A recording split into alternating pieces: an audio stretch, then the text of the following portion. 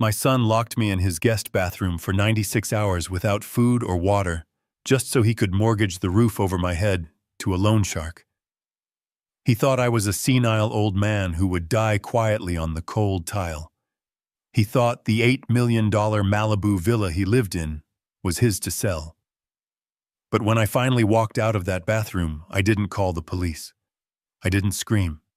I simply made one phone call that sold the house from under his feet, canceled his credit cards, and left the country before he even knew he was homeless. My name is Victor Halloway. I am 68 years old, and this is how I taught my son that you never bite the hand that feeds you, especially when that hand still signs the checks. Before I tell you how I destroyed his life, tell me in the comments where you are watching from. Hit like and subscribe if you believe that respect is earned, not inherited. The thirst was the first thing that woke me. It was a physical weight, heavy and sharp, sitting at the base of my throat, like a stone I had swallowed and could not dislodge. My tongue felt like sandpaper against the roof of my mouth. I tried to swallow, but there was nothing there, just a dry click in my throat that sent a spasm of pain radiating down my neck. I opened my eyes, but the darkness was absolute. For a second, I forgot where I was. I reached out, expecting the soft cotton of my sheets, but my hand met the unforgiving, bone-chilling cold of Italian marble. Then the memory hit me like a physical blow. The bathroom, the guest suite, the door that wouldn't open. It was day 4, or maybe day 5.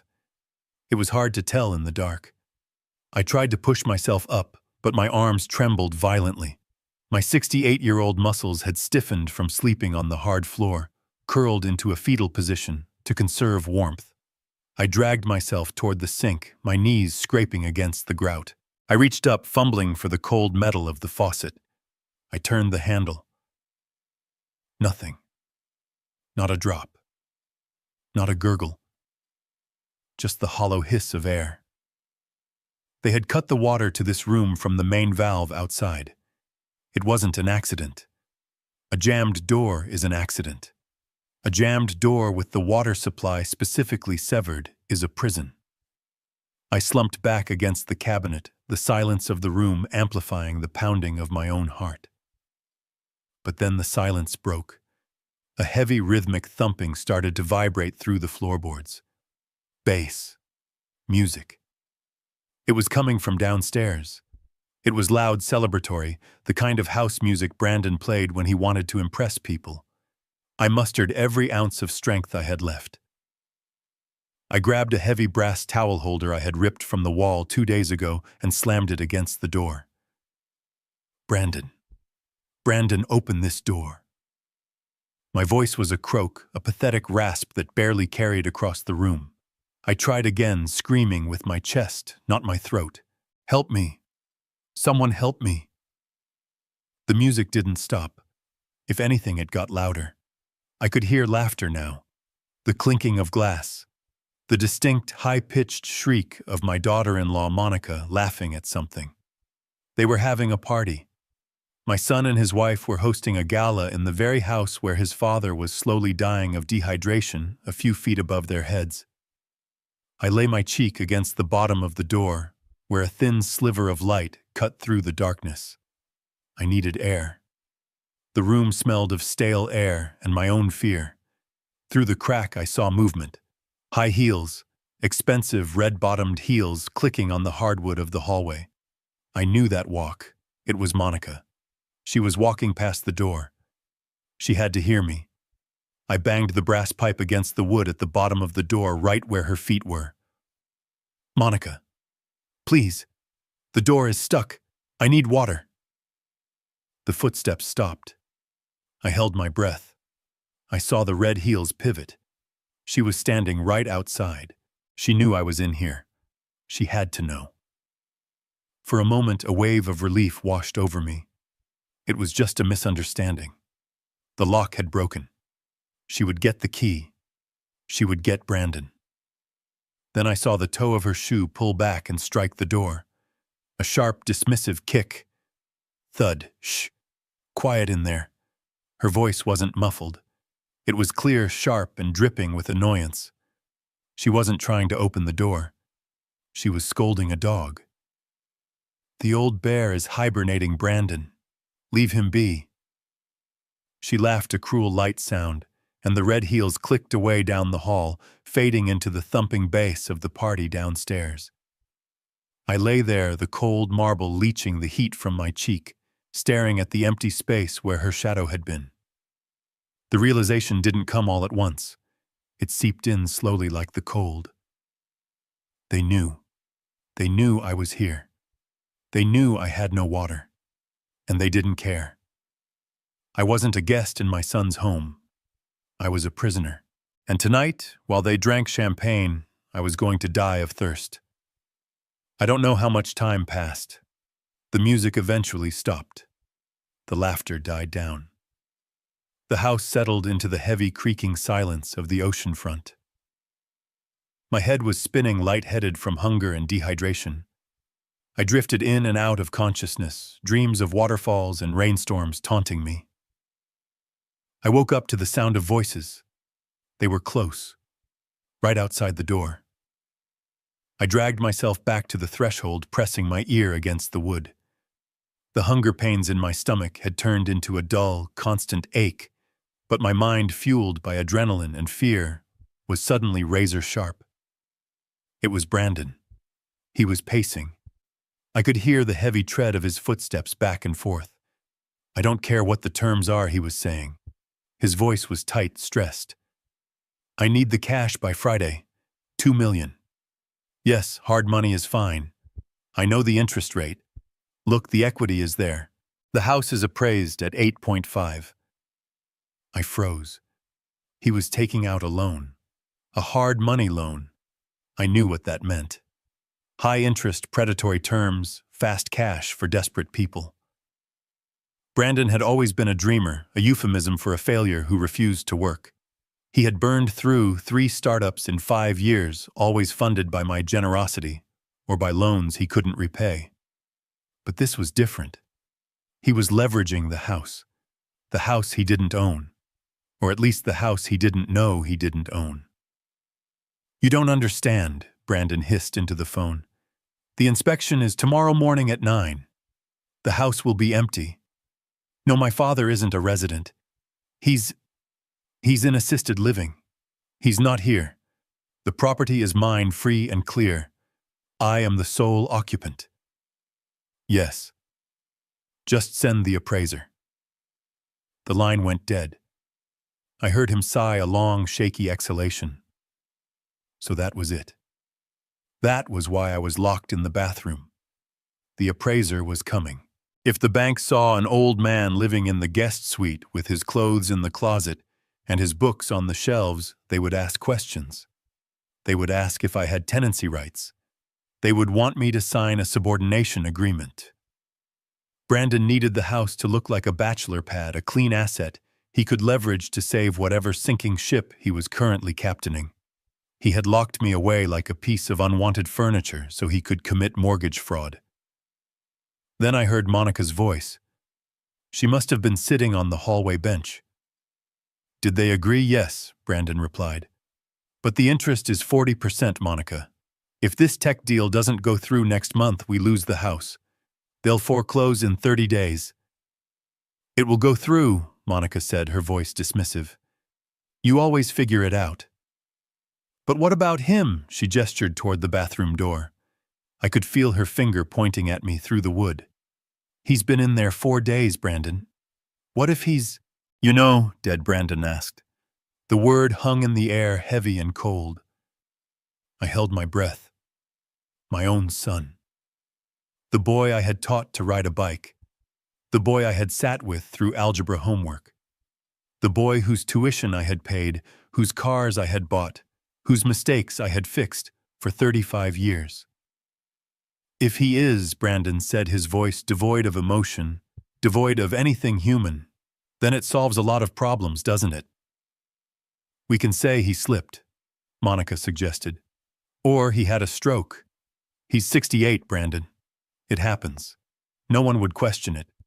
The autopsy would just show dehydration and heart failure. Natural causes. It would save us the cost of a nursing home, Brandon mused. And the trust fund. If he dies, the trust executes immediately, right?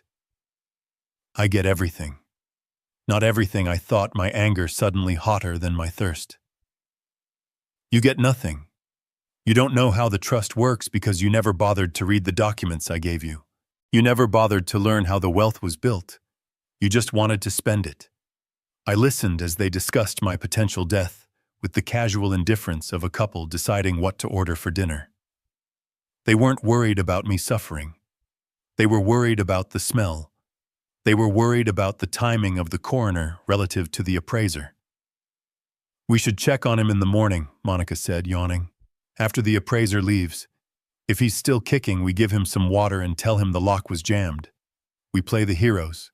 If not, well, we call 911 and cry on cue. Let's go to bed, Brandon said. I'm exhausted. This stress is killing me. The stress was killing him. I almost laughed, a dry, hacking sound in my throat. The footsteps receded. The bedroom door down the hall closed. Silence returned to my prison. I sat in the dark, but I wasn't afraid anymore. The fear had evaporated, burned away by a white-hot clarity. For years, I had made excuses for them. I told myself Brandon was just ambitious, just misunderstood. I told myself Monica was just high maintenance but loved him. I had bought this villa 10 years ago through a shell company, an LLC managed by my firm, and allowed them to live here rent-free because I wanted them to have a good start. I kept the deed in the LLC's name for tax purposes, I told them. But deep down, I think I knew. I think I knew that if I gave Brandon the title, he would lose it. But I had never imagined this.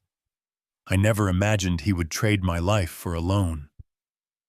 I looked at my hands in the darkness. They were shaking, but not from weakness. They were shaking with rage.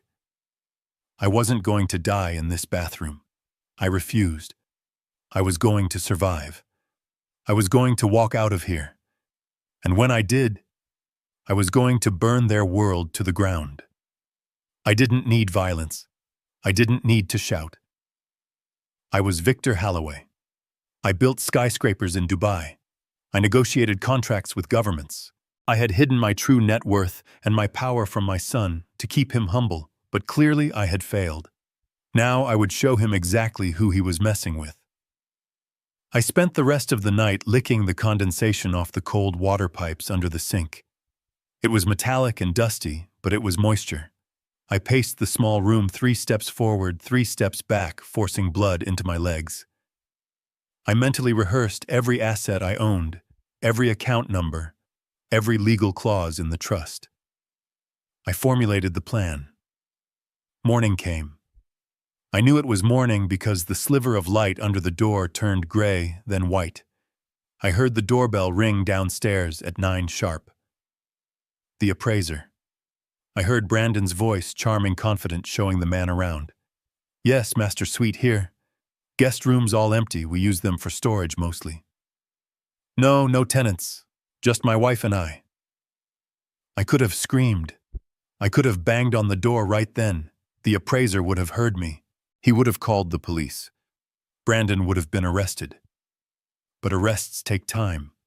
Trials take years. And Brandon might get bail. He might talk his way out of it. He might say I was a confused old man who locked himself in. No. I didn't want him arrested. I wanted him destroyed.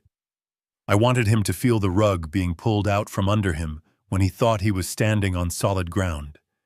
I wanted him to lose the hope of the money before he lost the house.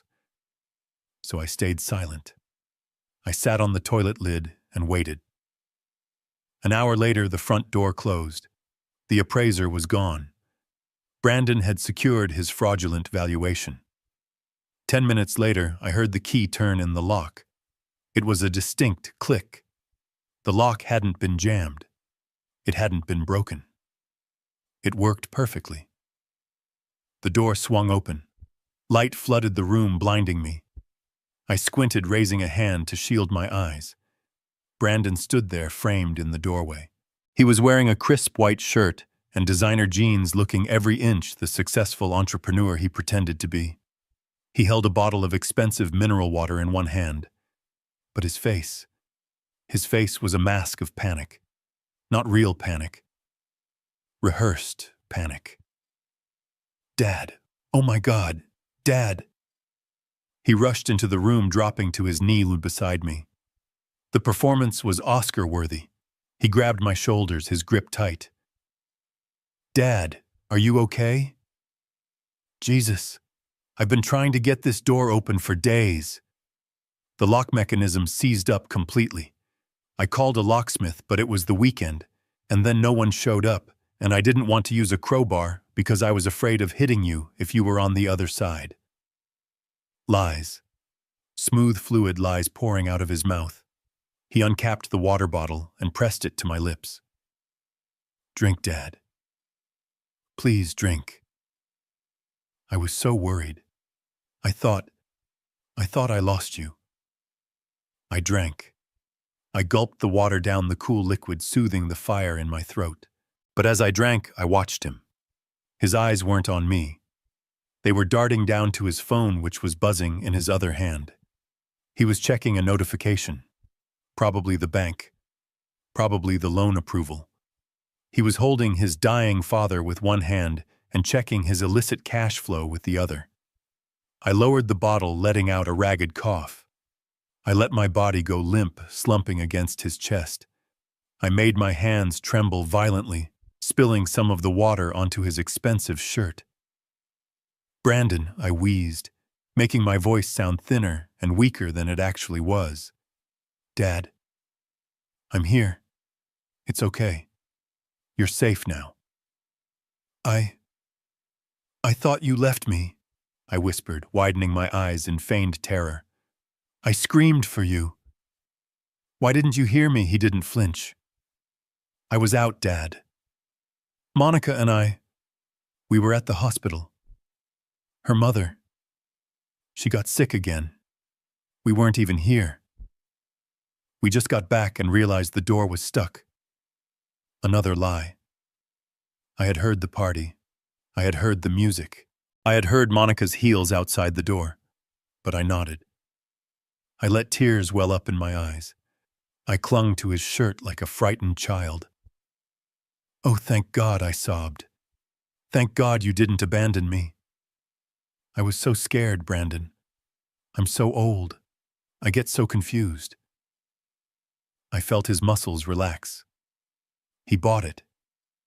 He thought I was broken. He thought the dehydration and the trauma had scrambled my brain. He thought I bought his story about the locksmith and the hospital. He thought he had gotten away with it. Let's get you to bed, Dad, he said, his voice dripping with fake solicitation. We need to get some food in you. You need to rest. He helped me stand. I leaned my entire weight on him, making him drag me. As we walked out of the bathroom, I saw Monica standing at the top of the stairs. She was wearing a silk robe, holding a cup of coffee. She looked at me with disappointment. She hadn't wanted me to walk out of that room. "Oh, Victor!" she exclaimed, putting a hand to her chest. "You poor thing. Is he okay, babe?" "He's fine," Brandon said, shooting her a look. "Just confused, dehydrated. He needs to sleep." We walked past the master bedroom. On the dresser, I saw the paperwork, the loan documents. They were already filled out, just waiting for the final approval. I shuffled my feet, keeping my head down, playing the part of the feeble, grateful victim. "Thank you, son," I mumbled. "Thank you for saving me." "Don't worry about anything, Dad," Brandon said, guiding me into my bedroom. "I'll take care of everything. I'll handle the bills, the house, everything. You just rest." I lay down on the bed. He pulled the comforter up to my chin. "I'll bring you some soup," he said. He walked to the door. Before he closed it, he looked at me one last time. It wasn't a look of love. It was a look of calculation. He was assessing how much longer I had left. He was doing the math. He closed the door. I waited until I heard his footsteps fade down the hall. I waited until I heard him laughing with Monica downstairs. Then I threw the covers off. I sat up on the edge of the bed. My weakness vanished. My hands stopped shaking. I reached under my mattress into the slit I had cut into the box spring months ago for emergencies. My fingers brushed against the cold metal of my burner phone and the leather of my passport holder. Brandon thought he had won. He thought he had secured his $2 million and his $8 million villa. He thought his father was a senile old man who would sign whatever piece of paper was put in front of him. He was wrong. I wasn't just his father. I was the man who owned the shell company that held the deed to this house. I was the man who had the power to liquidate every asset he was currently touching.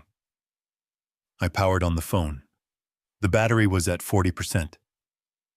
Enough. I dialed a number I knew by heart. Leonard, I said, when the voice answered on the second ring. It's Victor. Victor, it's Sunday. Is everything all right? No, I said, my voice cold and steady. Everything is over. I need you to execute the emergency clause on the Malibu property. Yes, the distressed asset protocol. There was a pause on the line. Leonard Katz had been my lawyer for 30 years. He knew what that clause meant. It meant a fire sale. It meant immediate liquidation. Are you sure, Victor? That means selling below market value? You'll lose millions. I'm not losing anything, Leonard, I replied, staring at the door my son had just closed. I'm paying a tuition fee. I want the house sold to a cash buyer. Today, I don't care about the price. Drop it by 20–30% if you have to. I want the title transferred within 48 hours. Understood, Leonard said, his tone shifting to professional steel. What about Brandon? Brandon doesn't live here anymore, I said. He just doesn't know it yet. I hung up the phone. Downstairs, I heard the pop of a champagne cork. They were celebrating. They were toasting to their crime.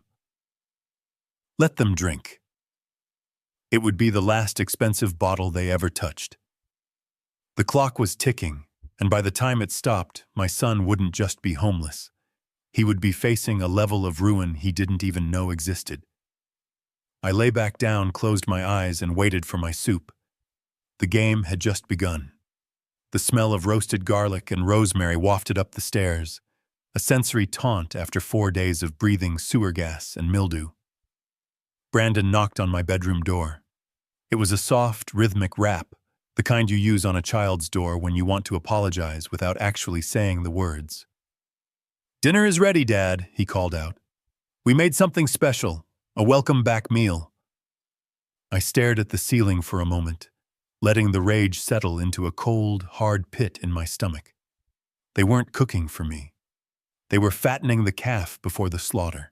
I sat up deliberately, engaging my core to make the movement look difficult, shuffling my feet against the hardwood as I walked to the door. I opened it to find Brandon smiling, a fresh shirt, replacing the one I had stained with water earlier. He offered me his arm. I took it, leaning heavily, letting him support a weight I didn't need him to carry. We descended the spiral staircase of the villa I had paid for with the sweat of 30 years in construction sites and boardrooms. The dining room was set for a coronation. Crystal goblets, silver cutlery, and a centerpiece of white lilies that looked like they had been stolen from a funeral home. Monica was placing a tureen of soup on the table. She looked up, her face arranging itself into a mask of exaggerated relief. Victor, she cooed, pulling out the chair at the head of the table. Sit. You must be starving. We ordered lobster bisque from that place you love on the pier. I sat. The chair felt like a throne, or perhaps an electric chair.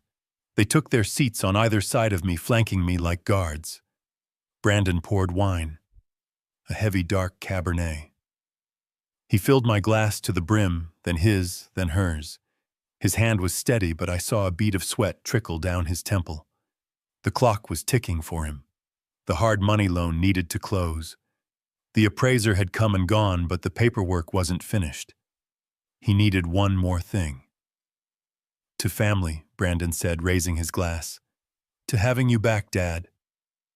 We were terrifyingly close to losing you.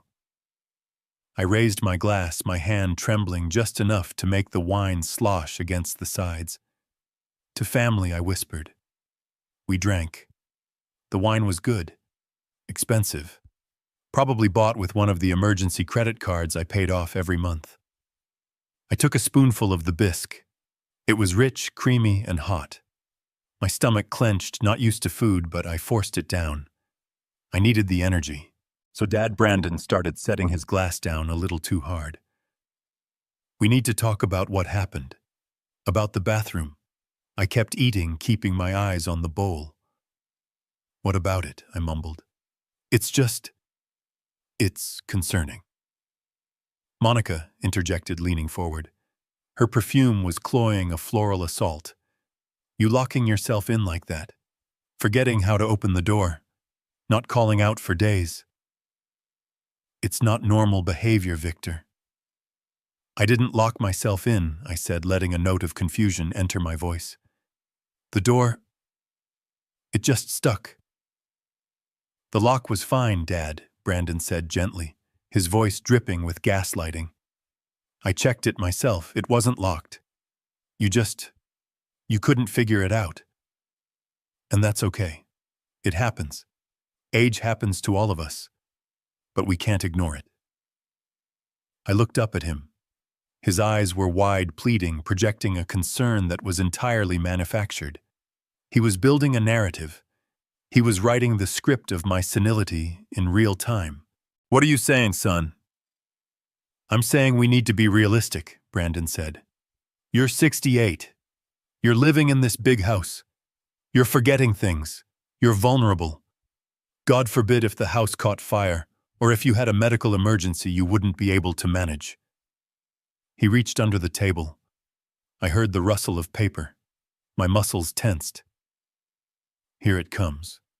The kill shot. He placed a thick document on the tablecloth right next to my wine glass. It was stapled crisp and terrifyingly official. I had Leonard draw this up a while ago, just in case Brandon lied. Leonard Katz wouldn't draw up a suicide note for his oldest client without calling me first. This was a template, a download from the internet. It's a power of attorney, Dad. Specifically, a durable financial and medical power of attorney. I stared at the paper. The words swam before my eyes, not because I couldn't read them, but because the audacity was blinding. It granted Brandon Holloway full authority to manage my assets, sell my property, access my bank accounts, and make medical decisions on my behalf if I were deemed incapacitated.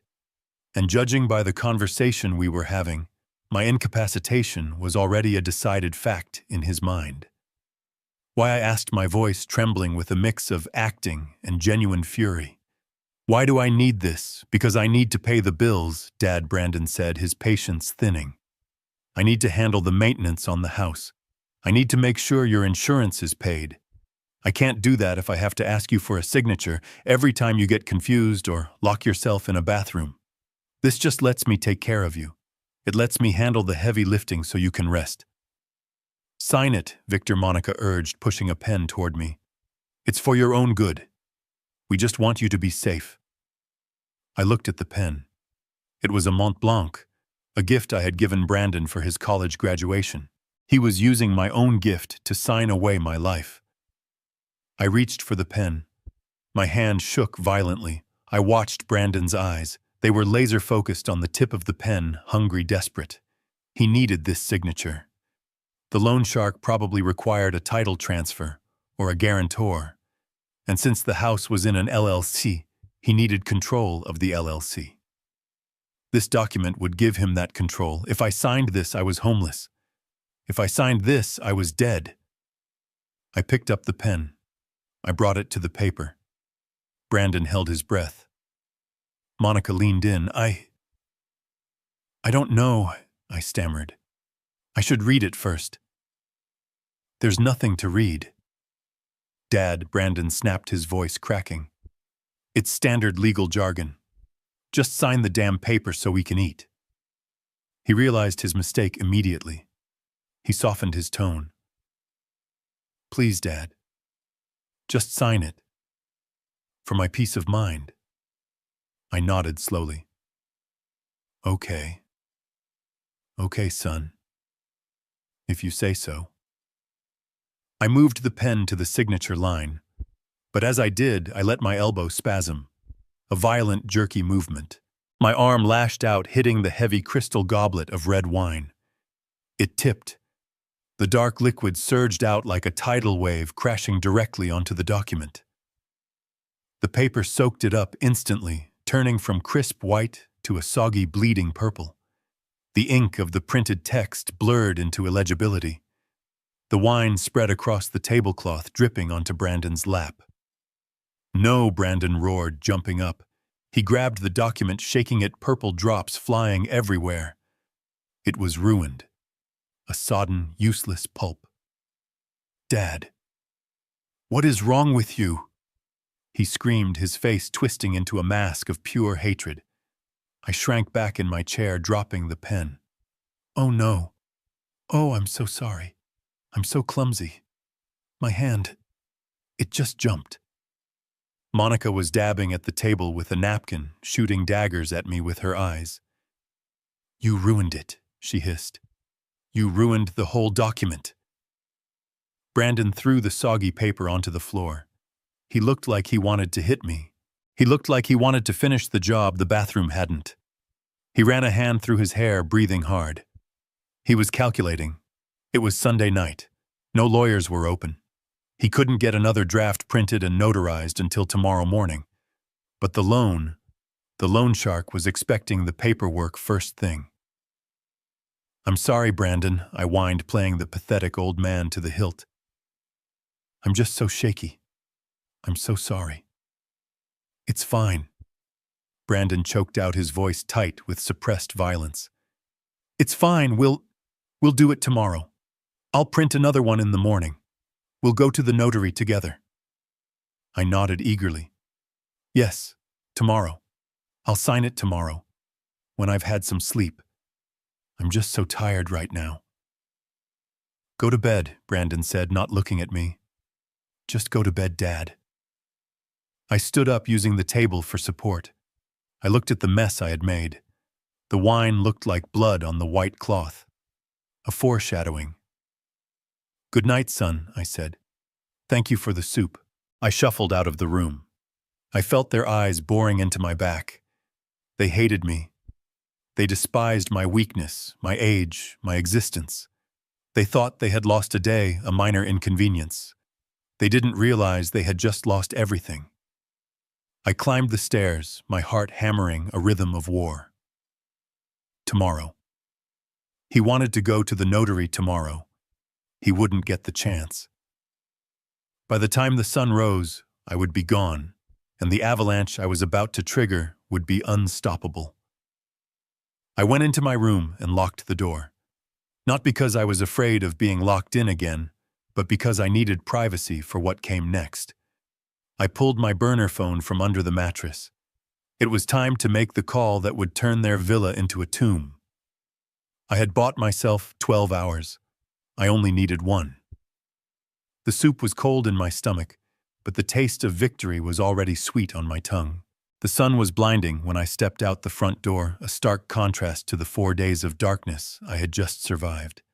I shuffled my feet, leaning heavily on a cane I had dug out of the closet, a prop from a knee surgery 5 years ago that I no longer needed.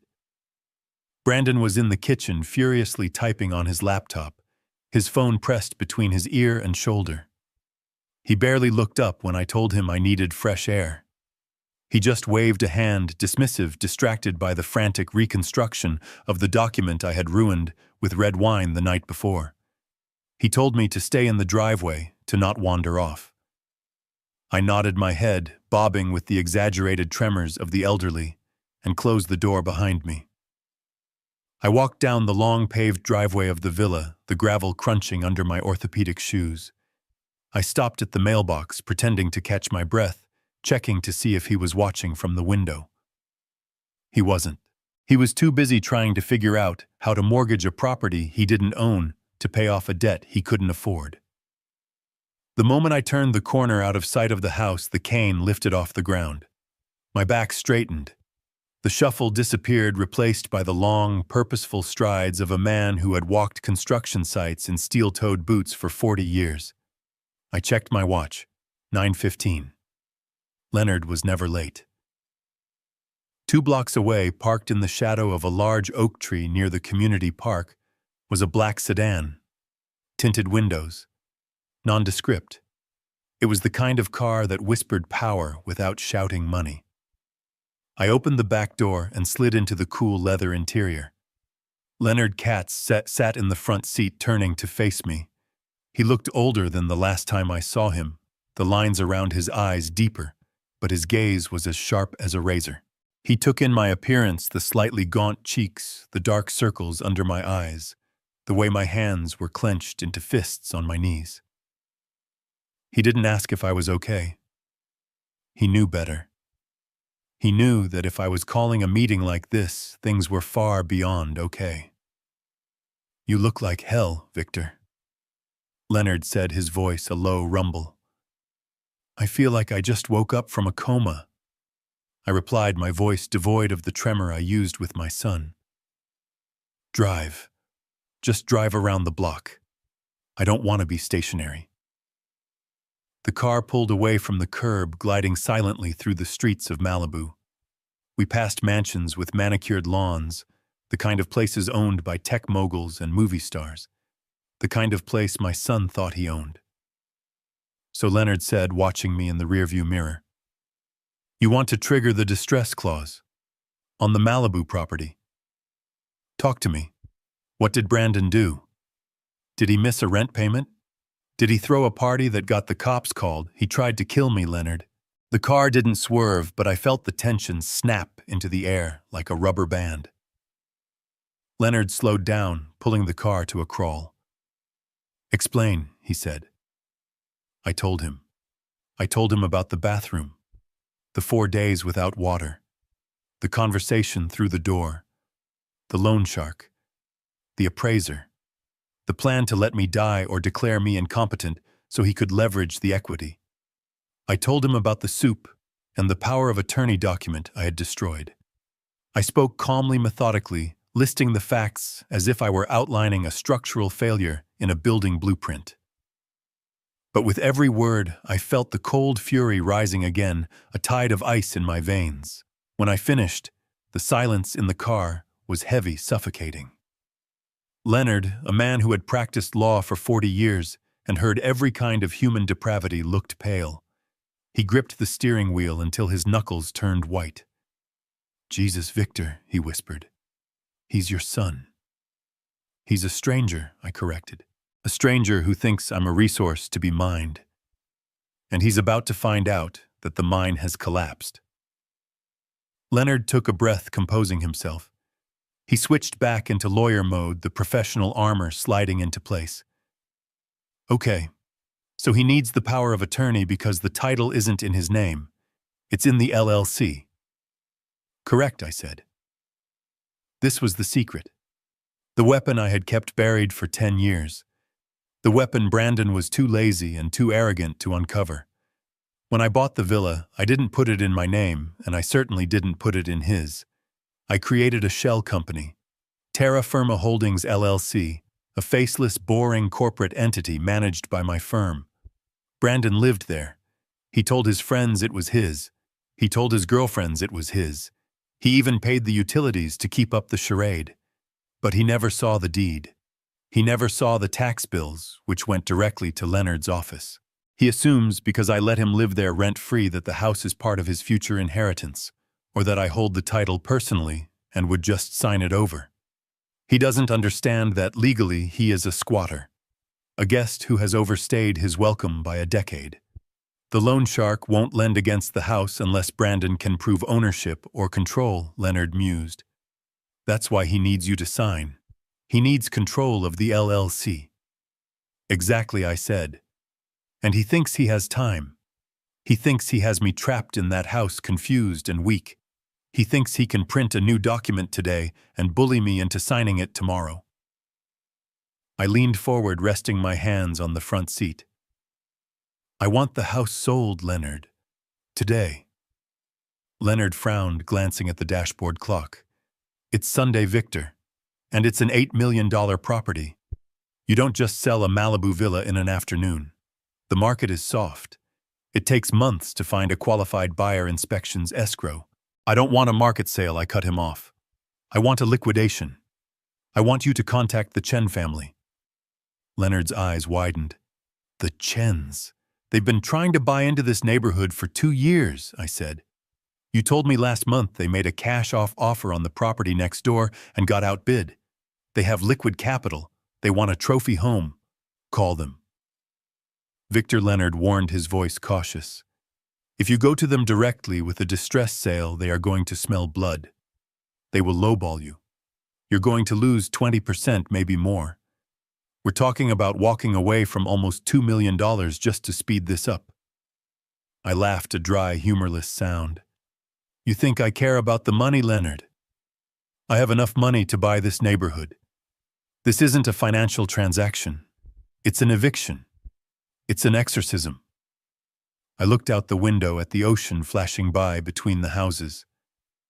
I want you to offer it to them for $6.5 million. Cash, as is. No inspections, no contingencies. But the closing has to happen in 48 hours. The title transfer happens immediately. Leonard let out a low whistle. 6.5. They'd be idiots to say no. They'll wire the funds before lunch. That's the point, I said. I want the ink dry before Brandon even knows the house is on the market.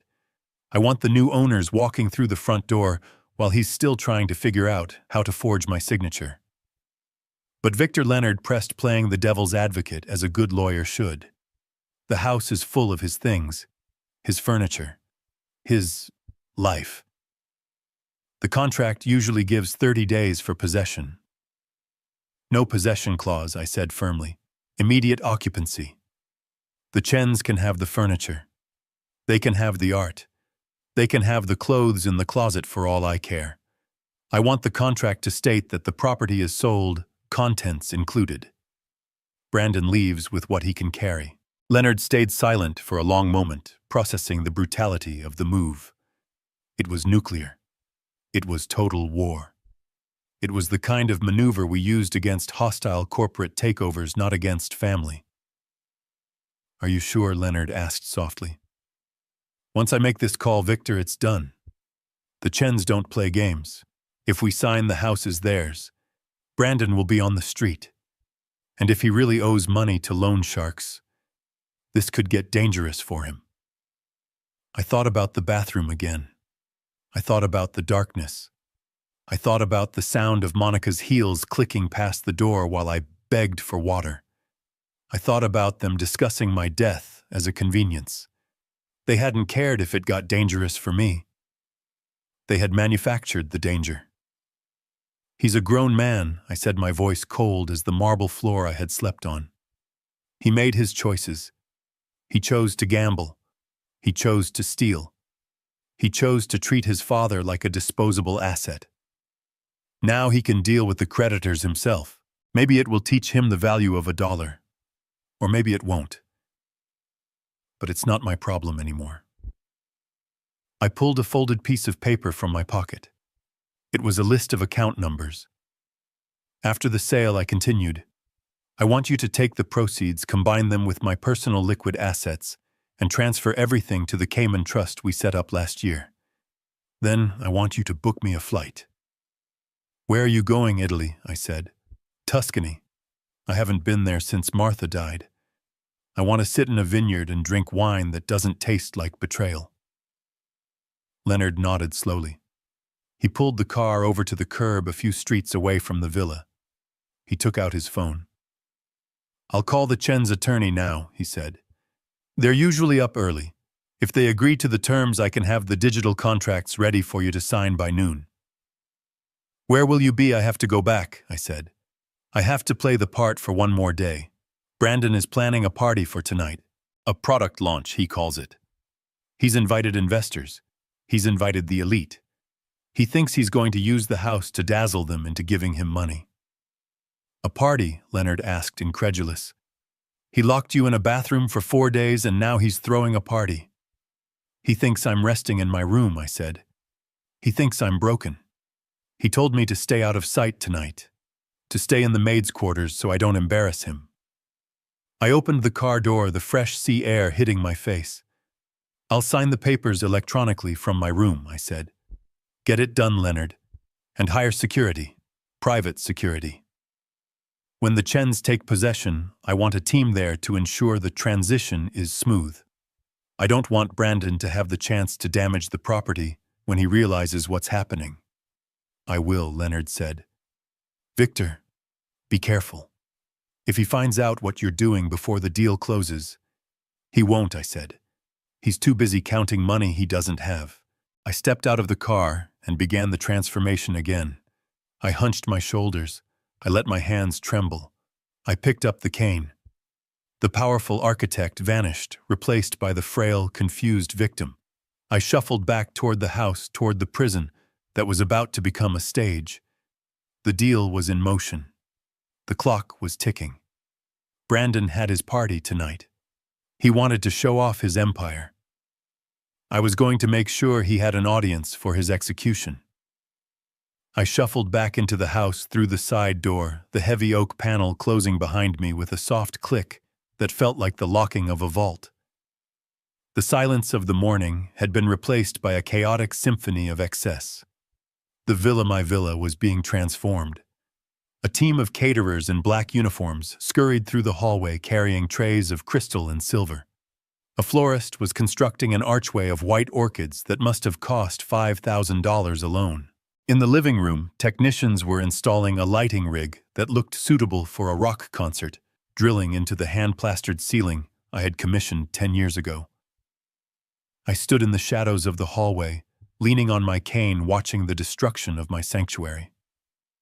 They weren't just decorating. They were staging a performance. Brandon was in the center of the storm, barking orders into a headset while pointing aggressively at a team of movers who were rearranging the furniture. He looked manic. His eyes were wide, his movements jerky. It was the energy of a gambler who had put his last chip on the table and was trying to will the roulette ball into the right slot. No, the ice sculpture goes by the pool, he shouted, his voice cracking. And where is the branding? I want the logo projected on the waterfall. Make it bigger. I want them to see it from the highway. The logo, Project Infinity, a company that existed only on a glossy website and in Brandon's delusions. It was supposed to be a revolutionary AI platform. I knew for a fact it was a shell, a few lines of stolen code wrapped in buzzwords and venture capital fraud. He was throwing this party to raise $5 million. He was using my house as the bait to hook whales, hoping their greed would blind them to the fact that he had nothing to sell but smoke. I walked slowly into the room. Brandon spun around, his face tightening when he saw me. He tapped his headset, muting the call. Dad, he hissed, rushing over to me. What are you doing walking around? Look at this place. It's a madhouse. You could get hurt. He didn't care if I got hurt. He cared that I looked like a ghost. I was wearing the same stained clothes from yesterday. I hadn't shaved. I looked exactly like what I was portraying, a confused, neglected old man. A blemish on his perfect image. I wanted to see, I mumbled, gesturing vaguely at the lights. It's so bright, Brandon. What's happening? It's the launch, Dad, he said, his voice tight with impatient condescension. I told you. Tonight is the night. The investors are coming. The press is coming. This is it. This is the night everything changes. He gripped my arm, his fingers digging into the loose skin. Listen to me, Dad. This is vital. Tonight has to be perfect. These people, they judge everything. They judge the house, the food, the atmosphere. They need to see success. They need to see power. He looked me up and down, his lip curling in distaste. They can't see you. Not like this. You look sick, Dad. You look like you belong in a hospital. If they see you wandering around, drooling and shaking, they'll think I can't even manage my own family. They'll think I'm weak, and nobody invests in weak. I stared at him, letting my mouth hang open slightly. The cruelty was breathtaking. He wasn't just ashamed of me. He viewed me as a liability to his fraud. "So what do I do?" I whispered. Brandon sighed, steering me toward the back of the house, away from the ocean view, away from the light. "I've set up the maid's quarters for you," he said. The maid's quarters, a small windowless room off the laundry area. It had a twin bed and a small television. It was where the cleaning staff took breaks. It was the only room in the 8,000-square-foot house that didn't have a view of the Pacific. "It's comfortable," he insisted, pushing me along. "It's quiet. You won't hear the music. You can just sleep. I'll bring you dinner later once the speeches are over. Just stay there." "Okay. Lock the door from the inside if you have to. Just don't come out until the last guest leaves." He stopped at the door to the laundry room. He looked at me, waiting for resistance. He was ready to bully me, to threaten me. He was ready to use the power of attorney argument again. I looked at the small, dark room. It was a cell, another prison. But unlike the bathroom, this one had a purpose. It was the backstage area for my final act. "Okay, son," I said, softly, lowering my head.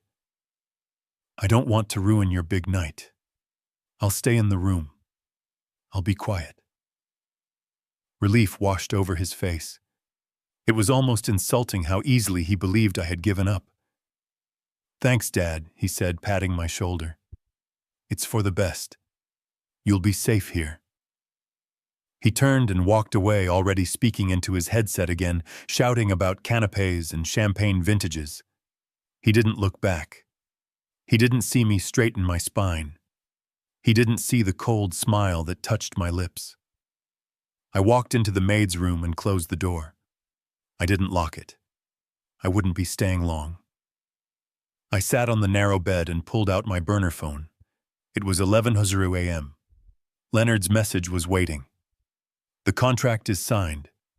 The wire transfer from the Chen family has cleared. The funds are in the Cayman Trust. The deed transfer has been electronically recorded with the county clerk. As of 10:45 a.m., Terra Firma Holdings LLC no longer owns the property. The new owners, Mr. and Mrs. Chen, have been notified that the property is ready for immediate possession. Their security team is en route." I let out a breath I didn't know I had been holding. It was done. The house didn't belong to me anymore, and it certainly didn't belong to Brandon. He was currently spending thousands of dollars decorating a stranger's living room. He was setting up a stage on land he was trespassing on. I sent a text back to Leonard. "Is everything in place for tonight?" The reply came instantly.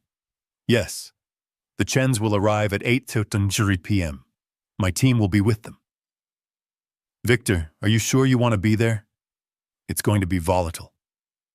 I typed my response slowly. I wouldn't miss it for the world. I put the phone away. Now I had to prepare. Brandon thought I was a senile old man in stained clothes. He had forgotten that before I retired, I was known as the Iron Architect. He had forgotten that I had a closet full of clothes he never looked at because they weren't trendy designer labels. I waited. The hours ticked by. I could hear the house transforming, the thumping of the sound system being tested, the clatter of dishes, the high-pitched voice of Monica screaming at a makeup artist. At 6:00 p.m. the party started. I could hear the cars arriving, the heavy thud of luxury doors closing, the murmur of voices, the clinking of glasses. The music started a sophisticated jazz loop that screamed old money. I stood up. I went to the small closet in the maid's room where I had stashed my garment bag earlier that morning right after I returned from the car. Brandon had been so busy screaming about ice sculptures, he hadn't noticed me carrying it in under my arm. I unzipped the bag. Inside was a suit. Not just any suit. It was a bespoke charcoal gray three-piece from Savile Row, cut to fit me perfectly. It was the suit I had worn to ring the bell at the stock exchange when my company went public 20 years ago. It was the armor of a man who built empires. I stripped off the stained t-shirt and the baggy sweatpants. I washed my face in the small sink, scrubbing away the grime and the acting. I shaved with the razor I had packed, revealing the sharp jawline that age hadn't softened. I combed my silver hair back. I put on the crisp white shirt, the silk tie, the vest, the jacket. I fastened the gold cufflinks my wife had given me on our 30th anniversary. I looked in the small, cracked mirror on the wall. The old man was gone. The victim was gone. Victor Halloway stared back, and he looked ready for war. I checked my watch. 7:55 p.m. I opened the door of the maid's room. The hallway was empty. Everyone was in the main atrium. I could hear Brandon's voice over the microphone. He was starting his speech. "Welcome, everyone. Welcome to the future." I walked down the service corridor, my Italian leather shoes making a sharp, authoritative click on the tile. I reached the heavy double doors that led to the main hall. I paused. I could hear him lying. This villa, Brandon was saying, his voice booming with unearned pride, represents what Project Infinity is all about. Vision. Stability. A foundation for the future. My wife and I have built this home just as we are building this company. With passion. With integrity. The word hung in the air, toxic and false. I pushed the doors open. I didn't sneak in. I didn't shuffle. I walked out onto the landing of the grand staircase directly above the crowd. The room was packed. 200 people in black tie and evening gowns holding champagne flutes. The lighting was dim, focused on Brandon, who stood on a raised platform near the fountain. Monica was next to him, beaming, holding a bottle of champagne she was about to pop. They looked perfect. They looked rich. They looked untouchable. Then someone in the crowd looked up. A woman gasped. Heads started to turn. The murmur of the crowd died down, rippling into silence. Brandon stopped mid-sentence. He followed the gaze of the room. He looked up. He saw me. For a second, he didn't recognize me. He was looking for a hunched, broken old man in rags. Instead, he saw a titan in a $3,000 suit, standing tall, looking down at him, with the cold judgment of a god. "Dad," he whispered into the microphone. The sound amplified his confusion to the entire room. I didn't say a word. I just stood there, my hands resting on the marble balustrade. I held his gaze. I saw the color drain from his face. I saw the panic ignite in his eyes. He knew. In that split second before a single word was spoken, he knew the script had changed. Whatever he was about to say died in his throat.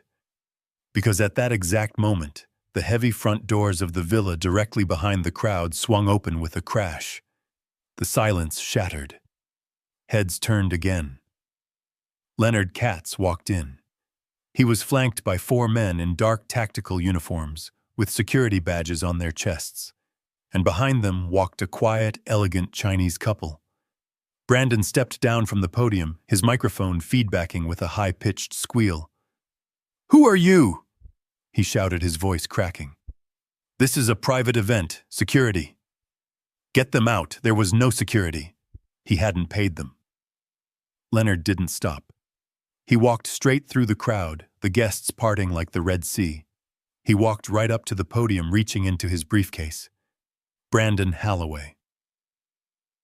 Leonard asked, his voice projecting clearly without a microphone. "Yes, who the hell are you? You're ruining my launch." Leonard pulled out a document with a red seal. He held it up. "I am Leonard Katz, attorney for the owners of this property, and I am afraid you are the one trespassing." The room gasped, a collective intake of breath that sucked the air out of the party. What Brandon laughed, a nervous, high-pitched sound. "That's insane. This is my house. My father gave it to me." "I didn't give you anything," I said. My voice boomed from the top of the stairs. It was deep, steady, and powerful. Brandon spun around to look at me. I let you stay here, Brandon. I continued descending the stairs slowly, one step at a time. I let you pretend. But the lease is up. I reached the bottom of the stairs. I walked through the stunned crowd who stared at me with a mix of awe and terror. I walked up to my son. Up close I could smell the fear on him. It smelled like cheap sweat under expensive cologne. Dad, what are you doing? He hissed, leaning in his eyes, darting around at the investors. You're embarrassing me. Go back to your room. We'll talk about this later. There is no later, I said loud enough for the investors in the front row to hear. And there is no room. This house was sold this morning. I gestured to the Chinese couple standing with Leonard. Meet Mr. and Mrs. Chen, I said. The new owners. Brandon looked at them, then at me, then at Monica. Monica had dropped the champagne bottle. It shattered on the floor, exploding into foam and glass, but no one moved. Sold, Brandon whispered. You can't sell it. You're senile. You signed... I signed nothing, I said, leaning in close so only he could see the fire in my eyes.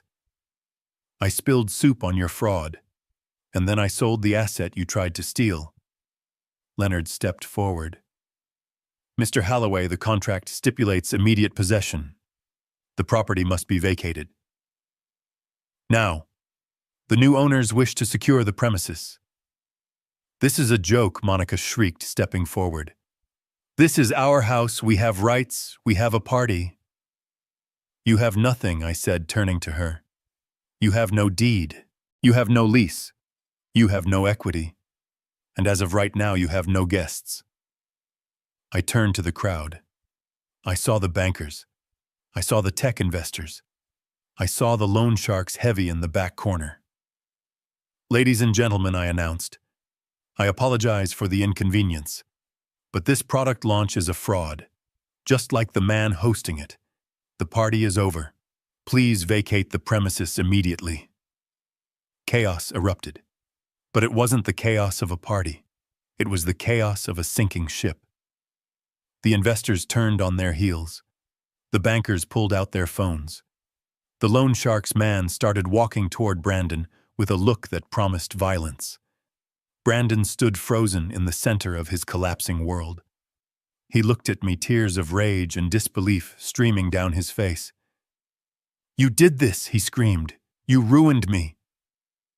Why would you do this? I looked at him. I looked at the son who had locked me in a bathroom to die of thirst. Because you forgot who built the roof over your head, I said softly. And now you're going to learn what it feels like to stand in the rain. I turned my back on him and walked toward Leonard. The security team moved in to clear the room. The music died. The lights stayed on, illuminating the wreckage of a life built on lies. My son was screaming, but I was no longer listening. I had a plane to catch. The bass from the DJ booth vibrated through the soles of my Italian leather shoes, a rhythmic thumping that felt less like music and more like the heartbeat of a beast about to be slaughtered. I stood in the shadows of the upper gallery, hidden by a marble pillar, looking down at the circus my son had erected on my grave. It was magnificent in its vulgarity. The atrium was awash in purple and blue lighting, casting an underwater glow on the hundreds of guests milling about below. Waiters navigated the crush with trays of caviar and towers of Wagyu beef sliders. A fountain of champagne flowed in the center of the room, flanked by ice sculptures carved into the shape of the infinity symbol. Outside, through the open floor-to-ceiling glass doors, I could see the valet parking lot. It looked like a showroom for a luxury car dealership. Ferraris, Lamborghinis, Bentleys. Brandon had managed to attract the sharks. He had baited the water with the scent of old money, my money, and they were circling hungry for a piece of the next big thing. I adjusted my silk tie, feeling the cool metal of my gold cufflinks against my wrist. They were heavy, grounding. I wasn't the trembling old man who had begged for water yesterday. I was the man who had designed the skyline of 3 different cities. I was the man who knew that a building is only as strong as its foundation, and Brandon had built his castle on quicksand. I watched him. He was standing on a raised platform near the grand piano, a microphone in his hand. He looked the part. His tuxedo was midnight blue, tailored to hide the softness of a life without manual labor. He was sweating, but under the lights, it looked like the glow of exertion, not panic. He was in his element, selling a dream that didn't exist to people who had too much money and not enough sense. Ladies and gentlemen, Brandon's voice boomed through the high-end speakers, cutting through the murmur of the crowd. Thank you all for coming tonight. Look around you. This isn't just a house. This isn't just a view. This is a testament to what is possible when you refuse to compromise. He swept his arm wide, encompassing the room, the art on the walls, the ocean view beyond the glass. When my wife and I built this home, we wanted it to be a sanctuary for innovation. We wanted a place where the future could be written. And that is exactly what Project Infinity is. It is the architecture of tomorrow. Just as this villa stands firm against the tides of the Pacific, our technology stands firm against the volatility of the market. I listened to him take credit for the beams I had selected, the stone I had imported, the very air he was breathing. He spoke of hard work and sleepless nights appropriating my biography and pasting it over his own history of mediocrity. The crowd nodded, mesmerized. They weren't looking at his balance sheet. They were looking at the chandelier. They were looking at the perceived wealth, and in their minds, wealth equaled competence. To my left, near the sweeping curve of the grand staircase, I saw Monica. She wasn't listening to her husband. She was working her own angle. She held a smartphone attached to a stabilizer gimbal, a ring light clipped to the top, broadcasting her vanity to the world. She was live streaming. I moved slightly, shifting my angle to see her screen. She was walking backward, framing herself against the backdrop of my living room. "Hey guys," she chirped, her voice pitched high for her digital audience. "Welcome to our humble abode for the launch party. Look at these flowers. I had them flown in from Ecuador this morning. I wanted everything to be white and pristine, just like the vision for our new company." She spun around, panning the camera over a seating area featuring a velvet sofa I had bought in Milan. "And this is my favorite spot," she continued. "This is where Brandon and I sit every morning with our coffee and brainstorm. We designed this room to maximize the natural light. It's so important to curate your environment for success. You know, if you want to live a high-vibration life, you have to surround yourself with high-vibration things." High vibration. The only thing vibrating in that house was the phone in Brandon's pocket, likely blowing up with messages from the loan shark wondering why the title transfer hadn't gone through yet. She walked over to a wall adorned with a large abstract painting. It was an original I had acquired at an auction in London 15 years ago. It was worth more than the combined annual salary of everyone in that room. "This piece," Monica said, touching the canvas with her manicured nails, leaving a smudge of oil from her skin on the priceless pigment. "We picked this up on our last trip to Europe. It just spoke to us. It represents the chaos of creation. It's so personal to us.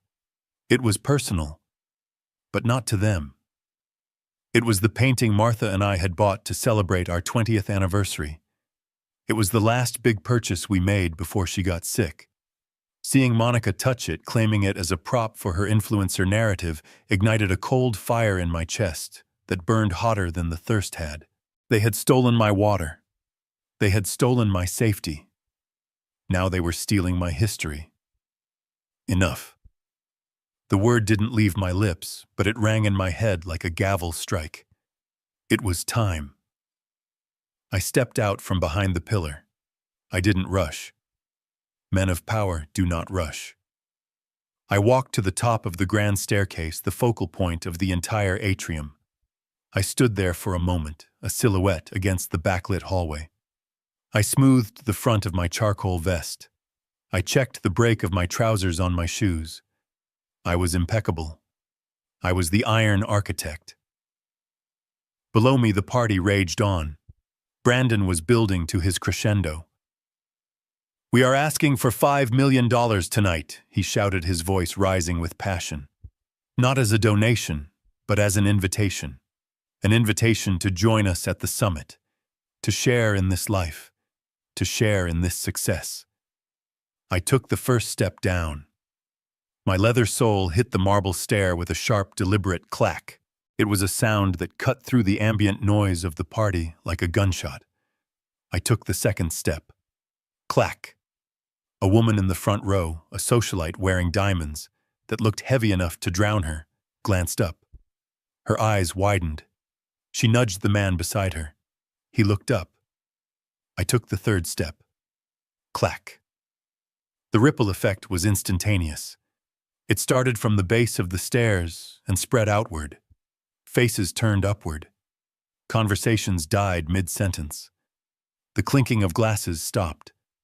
The DJ, sensing the shift in the room's energy, faded the music down, leaving only the echo of Brandon's voice. "And when we look back on this night, we will remember." Brandon faltered. He saw the audience looking past him, looking over his shoulder. He saw the confusion on their faces. He turned around. His eyes traveled up the length of the staircase. They landed on me. For a heartbeat, there was no recognition. He was looking for a prop. He was looking for the shuffling, stained, broken old man he had stashed in the maid's room like a dirty secret. He was looking for a victim. Instead, he saw a predator. He saw the suit. The cut was perfect, emphasizing the breadth of my shoulders and the straightness of my spine. He saw the silver hair combed back and gleaming. He saw the jawline freshly shaven and set in stone. He saw the eyes clear, sharp, and utterly merciless. The color drained from his face so fast it looked like a physical effect. His mouth opened, but no sound came out. The microphone in his hand dropped to his side, thumping against his leg. "Dad," he mouthed.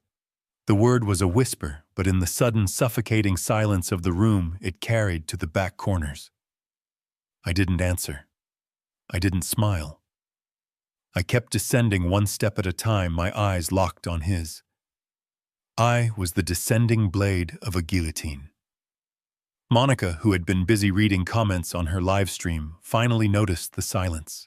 She turned the camera around. She looked up. Her reaction was visceral. She dropped the phone. It clattered onto the marble floor, cracking the screen, the ring light flickering and dying.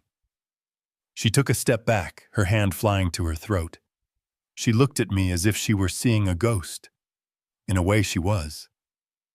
She was seeing the ghost of the man she thought she had buried in that bathroom. I reached the landing halfway down the stairs. I stopped. I placed one hand on the railing. I surveyed the crowd. I saw the bankers. I saw the investors. I saw the loan shark's enforcer standing near the bar, looking bored but dangerous. I let the silence stretch. I let it become uncomfortable. I let it become unbearable. I wanted them to feel the weight of my presence. I wanted them to understand that the man on the podium was a child playing dress-up, and the adult had finally entered the room. Brandon took a stumbling step toward the stairs.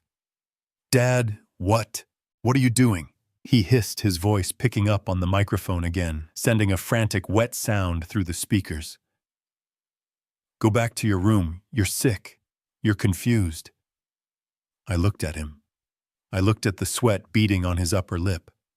I looked at the terror in his eyes. He knew. Deep down in the reptile part of his brain, he knew the game was over. But he was still trying to spin it. He was still trying to sell the lie. "I am not confused, Brandon," I said. My voice didn't need a microphone. It was projected from the diaphragm trained in boardrooms where billions of dollars were at stake. It was deep, resonant, and terrifyingly calm. I have never been more clear in my life. The crowd gasped, a collective intake of breath. They looked from the impeccably dressed man on the stairs to the sweating, panicked man on the stage. The contrast was brutal. "Security!" Brandon shouted, his voice cracking into a scream. Where is security? Escort him out. He's having an episode. He waved his arms at the doors, desperate for anyone to remove the evidence of his fraud. But no one moved. The hired security guards by the door looked at each other confused. They didn't work for Brandon. They worked for the event planner, and they knew authority when they saw it. And authority wasn't the man screaming on the stage. Authority was the man standing still on the stairs. There is no episode, son, I said, taking another step down. There is only the truth. And it is time everyone here heard it. I reached the bottom of the stairs. The crowd parted for me, instinctively creating a wide aisle between me and the podium. I walked through them. I could smell their expensive perfumes and their fear. They knew a disaster was happening, and they couldn't look away. I walked right up to the edge of the platform. I looked up at my son. You wanted to show them your empire, Brandon, I said, my voice low and intimate yet audible to everyone in the front row. You wanted to show them your foundation. I gestured to the room, to the house, to the lie. Well, here I am. I am the foundation, and I am crumbling. Brandon began to shake. He looked at Monica for help, but she was frozen, staring at the cracked screen of her phone on the floor. He looked at the investors. They were staring at me. Dad, please, he whispered, tears of panic welling in his eyes. Don't do this. Not tonight. We can talk. I'll sign anything. Just go back upstairs. It's too late for signatures, I said. And then the heavy double doors at the main entrance swung open with a boom that shook the glass in the windows. Leonard Katz walked in. He wasn't alone. Flanking him were 4 men in tactical gear, the word security emblazoned on their vests. And behind them walked a quiet, elegant couple who looked around the room with the proprietary air of people who had just bought a very expensive item and found it cluttered with trash. The trap was sprung. The glamour was about to be stripped away, revealing the rot underneath. I looked at Brandon one last time. I hope you enjoyed the party, son, I said, because the bill has just come due. The silence that followed Leonard's entrance was not the stunned quiet of the previous moment. It was a different quality of silence, heavy with the scent of impending violence. The 4 men flanking Leonard were not the rental cops you hire for a gallery opening. They were professionals. They wore tactical black uniforms that absorbed the strobe lights, and their eyes scanned the room with the bored efficiency of men who had cleared rooms much more dangerous than a Malibu cocktail party. Leonard Katz walked through the center of the formation, clutching his leather briefcase like a weapon. Behind him, Mr. and Mrs. Chen stepped into the light. They were an unassuming couple in their 60s, dressed in understated beige and navy, looking around the atrium with critical, assessing eyes. Mrs. Chen frowned at the ice sculpture melting onto the hardwood floor. Mr. Chen tapped a finger against his chin as he looked at the lighting rig drilled into the ceiling. They didn't look like guests. They looked like landlords inspecting a damaged rental. Brandon scrambled off the podium, nearly tripping over his own feet. He rushed toward them, his face a mask of furious confusion. He waved his hands at the security team, trying to shoo them away like stray dogs. "Who are you?" he screamed, his voice cracking under the strain. "Get out. This is a private residence. Where is the event?" "Security? I paid for security." He hadn't paid for security. I knew his bank statements better than he did. He had paid for the champagne and the flowers, gambling that the appearance of wealth would generate the actual cash before the vendors came looking for their checks. One of the tactical officers stepped forward, blocking Brandon's path with a wall of muscle. He didn't say a word. He just stood there, his hand resting casually near his belt. Brandon stopped short, bouncing off the invisible barrier of authority. Leonard stepped around the guard. He adjusted his glasses, looking at Brandon with a mixture of pity and professional detachment. "Mr. Holloway." Leonard said, his voice calm but carrying to the back of the room. "I believe there is a misunderstanding. This is indeed a private residence. However, it is no longer yours." What are you talking about? Brandon spat sweat flying from his forehead. Of course it's mine. My father gave it to me. He's right there, ask him. He pointed a shaking finger at me. I stood motionless on the stairs, watching the scene unfold like a Greek tragedy I had directed. Leonard didn't look at me. He opened his briefcase and pulled out a sheaf of documents bound in a blue legal folder. He held them up, turning them so the light caught the embossed seal of the county recorder. This is a confirmed deed transfer time-stamped 45 minutes ago, Leonard announced. The property located at 1240 Ocean Drive has been sold. The title has passed from Terra Firma Holdings LLC to the Chen Family Trust. He gestured to the quiet couple behind him. Meet your new landlords, Brandon. Although technically, since there is no lease agreement in place, you are simply trespassers. The room erupted. It wasn't a cheer. It was a low, panicked rumble of conversation. The investors were pulling out their phones, checking property records, realizing they were standing in a house of cards. Sold. Brandon whispered the word, choking him. You can't sell it. It's in the LLC, which my client owns 100% of, Leonard corrected smoothly. And as the sole managing member, he executed an emergency liquidation sale this morning. The funds have cleared. The deal is closed.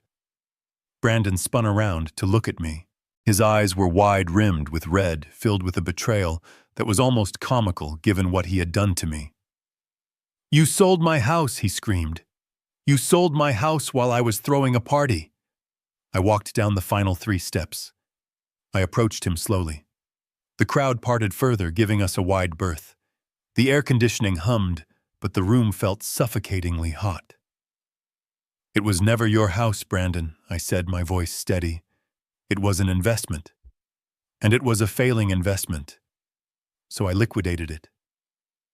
But the launch, he wailed, gesturing at the banners, the screens, the expensive lies he had pasted over the walls.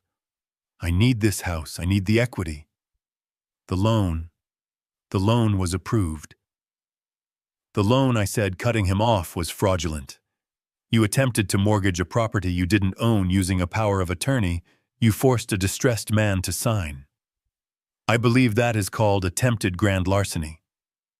I looked past him toward the back of the room near the bar. The large man in the ill-fitting suit, the loan shark's enforcer, was putting his drink down. He was watching Brandon with a look that was no longer bored. It was calculating. He was realizing the collateral for his boss's $2 million had just evaporated. Brandon followed my gaze. He saw the man. He paled, his skin turning the color of old ash. Leonard stepped forward again, checking his watch. Mr. Halloway. Mrs. Halloway, he said, addressing Monica, who was still frozen by the fountain. The terms of the sale were very specific. The property was sold vacant and free of occupants. That means the new owners require immediate possession. Possession, Monica squeaked. But we live here. All our stuff is here. My clothes, my studio. Leonard shook his head. The contract specified that the property was sold as is with all contents included. He paused, letting the words sink in. That means the furniture, the art, the electronics, and yes, the clothes in the closets, now belong to Mr. and Mrs. Chen. You are to leave the premises immediately. You may take only what is on your person.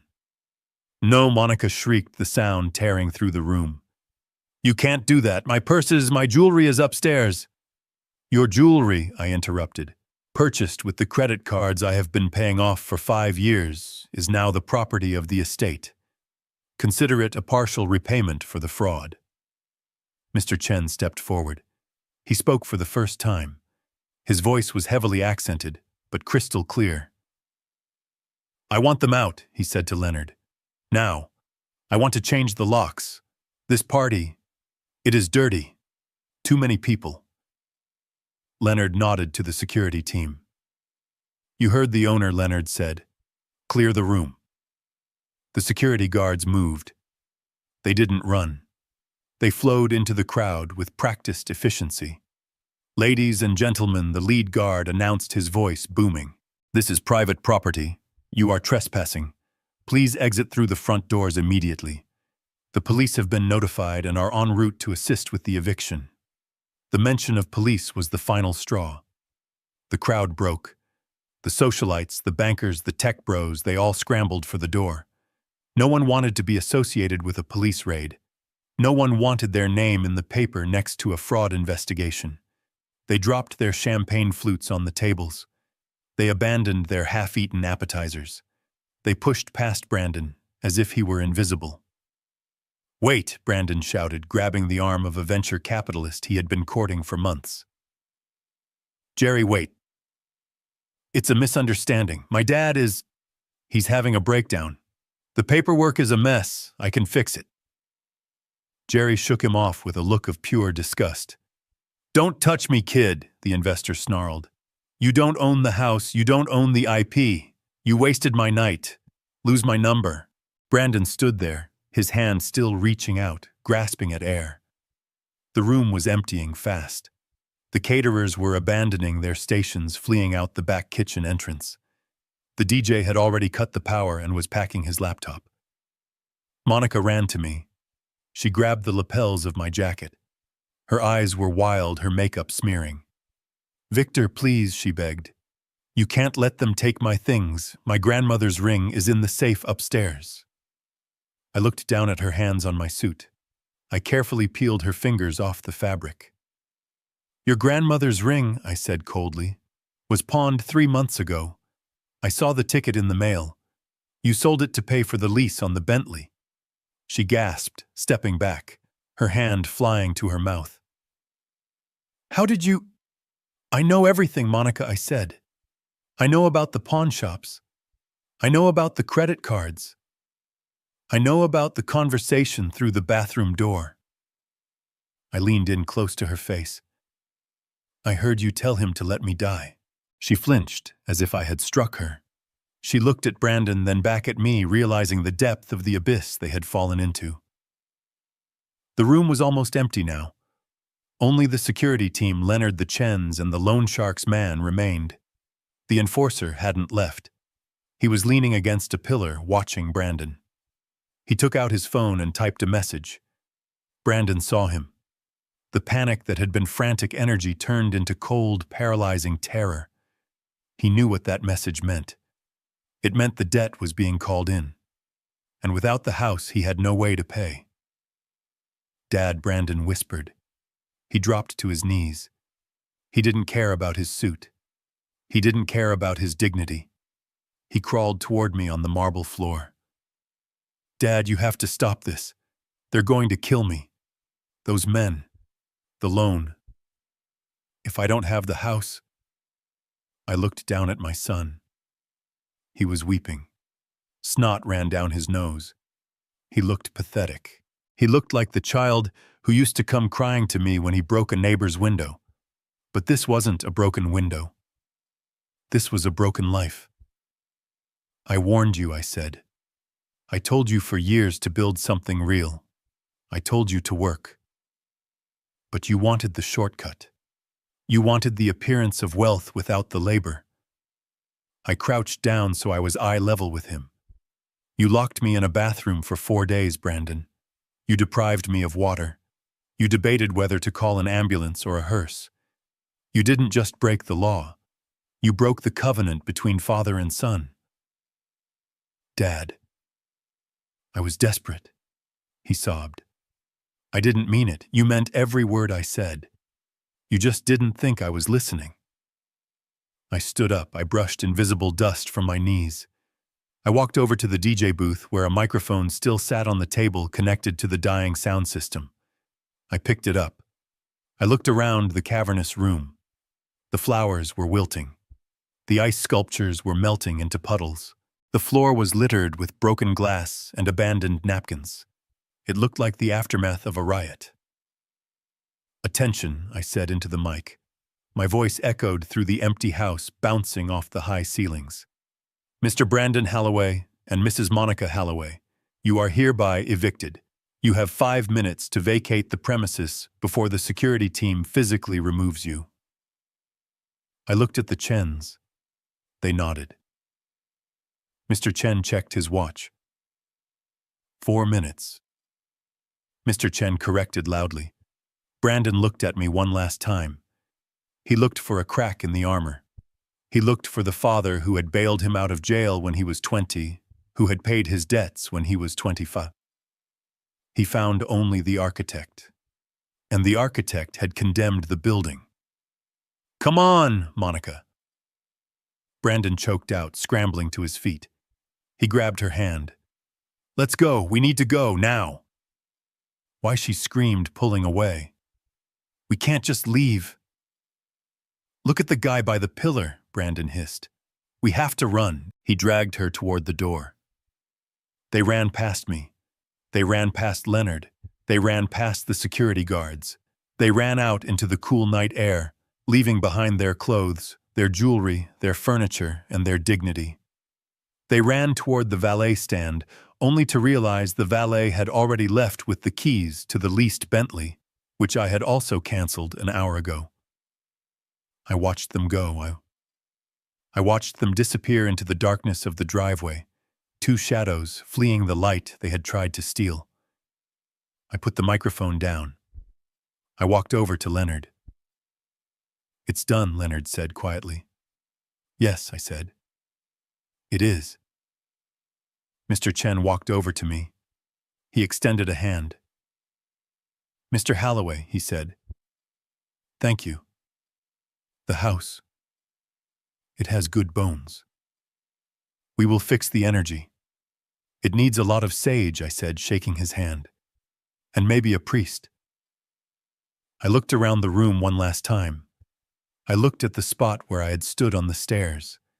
I looked at the dining table where I had spilled the wine. I looked at the hallway leading to the bathroom that had been my prison. I felt nothing. No sadness, no regret. Just a clean, hollow silence. The silence of a debt paid in full. I turned to Leonard. "Is the car ready? It's waiting," Leonard said. "Your luggage is in the trunk. The flight leaves in 3 hours." "Let's go," I said. I walked out of the villa. I didn't look back. I stepped into the cool night air of Malibu, breathing in the salt and the freedom. Behind me, I heard the heavy thud of the front doors closing and the sharp final click of a lock turning. The Chens were securing their property. My son was homeless. My life was my own again. And Tuscany was waiting. The grand atrium moments ago, a cathedral of noise and ego, was now echoing with the frantic scuffling of a stampede. It was a beautiful, terrible sight. The elite of Malibu, the venture capitalists in their bespoke tuxedos, and the influencers in their rented gowns were tripping over each other to escape the blast radius of my son's failure. They abandoned their drinks on the antique side tables. They left their gift bags on the floor. It wasn't just an exit. It was a desertion. They smelled the stench of fraud, and in this town that smell sticks to you longer than smoke. I watched them go, standing like a statue in the center of the ruin. I felt a cold, hollow satisfaction. This was the network Brandon had bragged about. These were the friends he claimed were better than family. They didn't even look back at him. They just ran to their cars, desperate to scrub his name from their contact lists before the subpoenas started arriving. But not everyone left. Near the bar, the large man in the ill-fitting suit hadn't moved. He wasn't running. He was standing perfectly still, his hands folded in front of him, watching the exodus with the detached amusement of a predator watching a herd scatter. He wasn't an investor. He wasn't a friend. He was the bill collector. And he knew with the mathematical certainty of his profession that the collateral for his loan had just walked out the door in the pocket of my lawyer. He caught my eye. He didn't nod. He didn't smile. He just shifted his gaze slowly, deliberately to Brandon. It was a look that promised violence. It was a look that said the clock has stopped ticking, and now the collection begins. Brandon didn't see him. He was too busy spinning in circles, screaming at the retreating backs of his guests. "Come back. It's a mistake. The legal team is handling it." We have the funding. Jerry, Mike, don't leave. No one turned around. The heavy front doors slammed shut one after another, sealing the tomb. Brandon turned to me. His face was a ruin. The spray tan was streaked with sweat and tears. His eyes were wild, manic, unable to process the reality crashing down on him. He looked at the security guards methodically ushering the last stragglers out. He looked at the Chen family, who were already pointing at the walls, discussing which art to remove. Then the shock broke, replaced by a surge of pure, entitled rage. He charged at me. "What did you do?" he screamed, his voice shredding his throat. "What the hell did you do?" He stopped inches from my face, his hands clenched into fists at his sides. He wanted to hit me. I could see the impulse twitching in his muscles. But he didn't dare. Not with the security team watching. Not with the Iron Architect standing tall in his armor. "You're insane," he yelled, spitting the words at me. "You're senile. You can't sell this house. It's mine. I built this life. I built this brand. You gave it to me." I looked at him. I looked at the man who had spent 35 years taking and taking, convinced that the world owed him a living just for existing. "I didn't give you anything," I said, my voice low and hard. "I lent you a stage, and you used it to perform a tragedy." "No. This is my home," he shrieked, stamping his foot like a petulant child. "My name is on the—" "Your name is on nothing," I cut him off. "Your name is on the utility bills. Your name is on the junk mail. But the deed, the title that belonged to Terra Firma Holdings. And I am Terra Firma." I reached into the inside pocket of my jacket. Brandon flinched as if expecting a weapon. In a way it was. I pulled out a folded piece of paper. It wasn't a contract. It wasn't a legal notice. It was a cashier's check.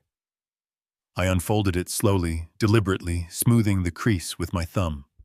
I held it up. The overhead lights caught the holographic watermark, shimmering green and gold. "Look at it, Brandon," I commanded. "Read the number." He stared at the paper. His eyes darted across the line. $6,500,000. It was the net proceeds from the sale minus the rush fees, the taxes, and the payoff of the existing mortgage I had carried. It was a fortune. It was enough money to start 10 legitimate businesses. It was enough money to retire on an island. It was enough money to save his life. "This is the house," I said. "This is the roof over your head. This is the view of the ocean. This is the marble floors and the high ceilings. It's all right here on this piece of paper." Brandon reached for it. His hand shot out a reflex of pure greed. "Give it to me," he gasped.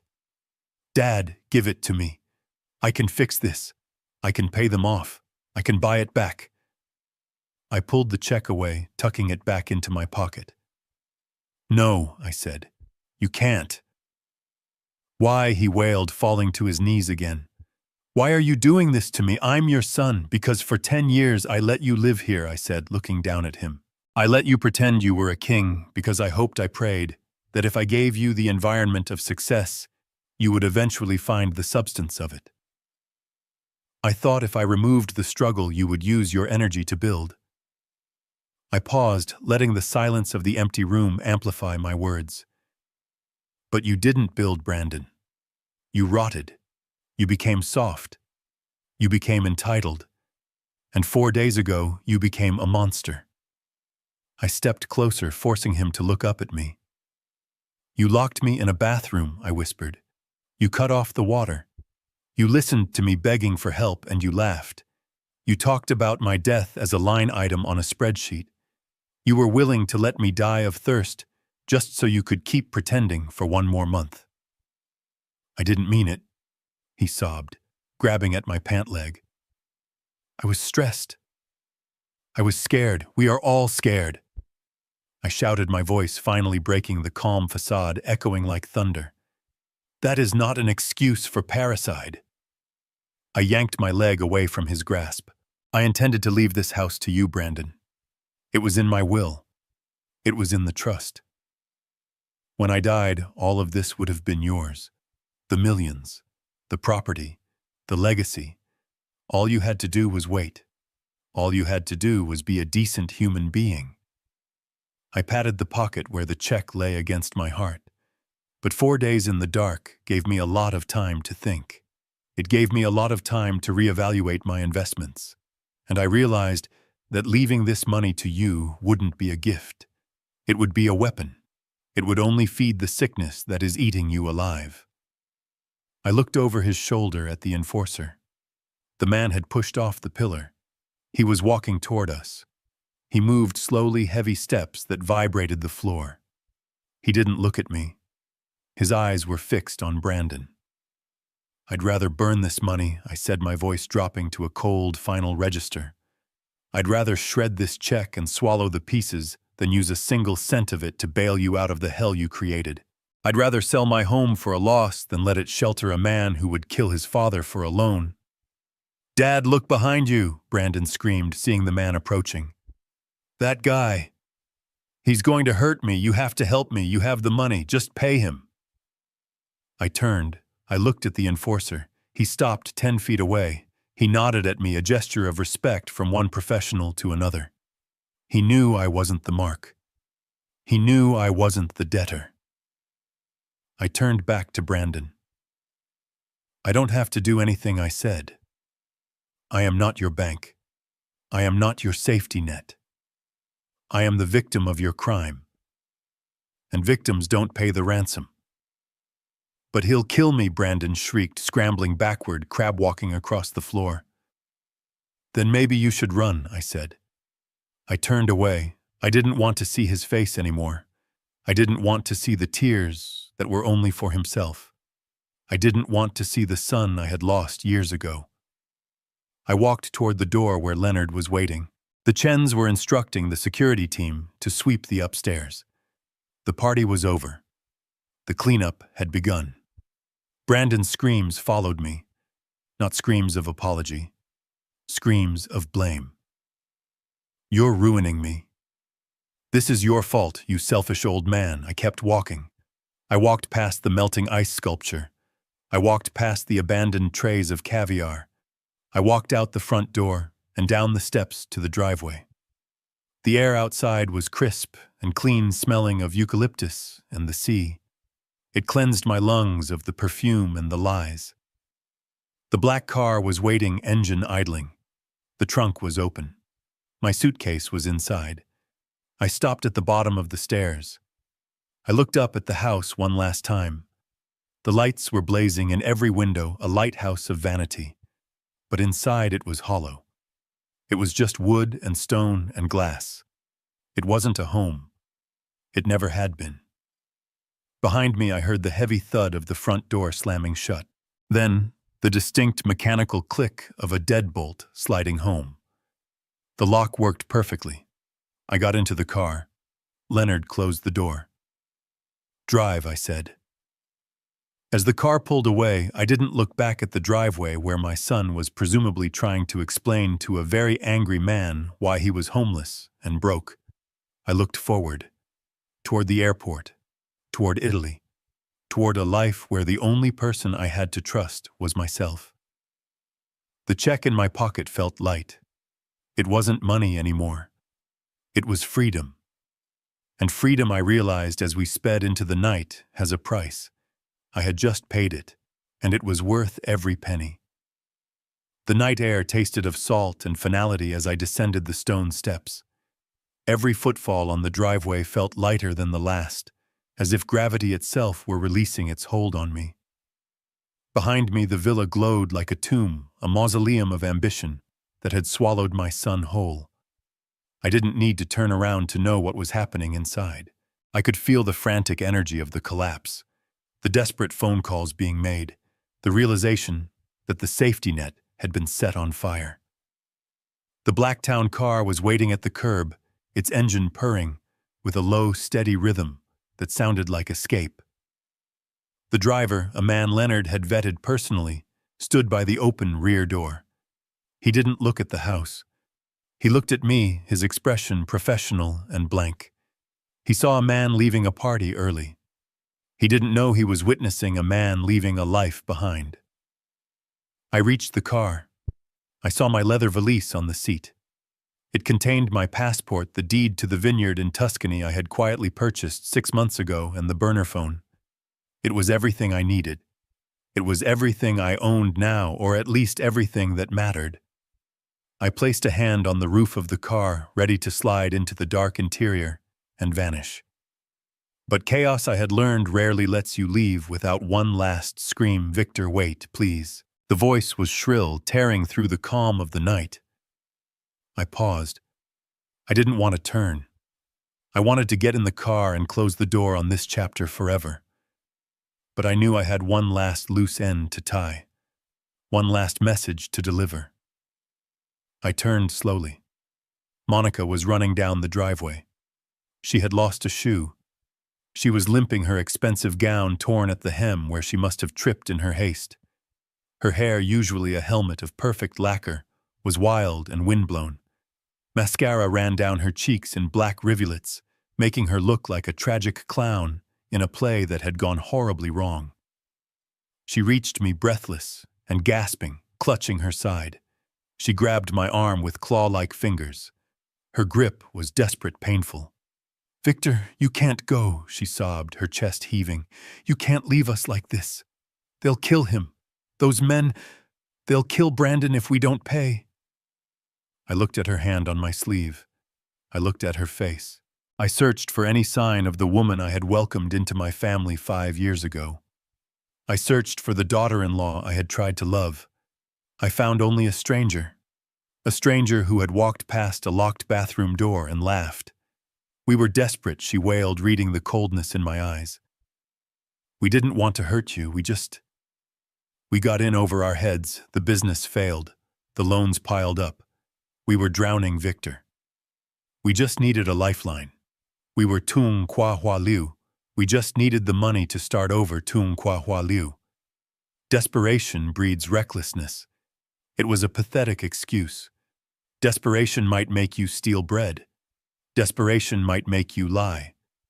But desperation does not make you torture an old man. Cruelty does that. Greed does that.